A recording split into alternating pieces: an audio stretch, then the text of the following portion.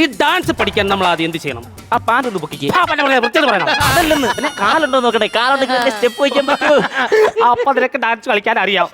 പിന്നെ അറിയത്തില്ലേ? അയ്യോ അത് പറഞ്ഞിട്ട് നിന്നാ മതിയോ? നമുക്ക് ഡാൻസ് പഠിക്കണ്ടേ? പഠിക്കാം. ഞാനില്ല, അവള് പഠിക്കും.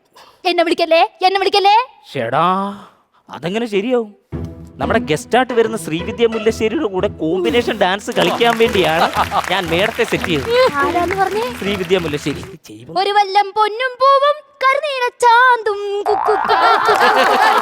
ആ പോയ സാധനം തിരിച്ചു വരൂ.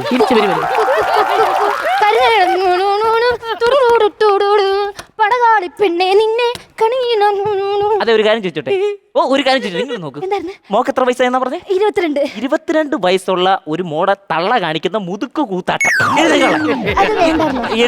അങ്ങനെയാണെന്നുണ്ടെങ്കിൽ നമുക്ക് ചേട്ടനെ ഒന്ന് സെറ്റ് ചെയ്യാൻ പറ്റൂ? കർക്കശക്കാരനാ. ദേഷ്യം എന്ന് പറഞ്ഞോണ്ടല്ലോ തിളച്ചെണ്ണക്കകത്ത് കടുവിടും പോലാ.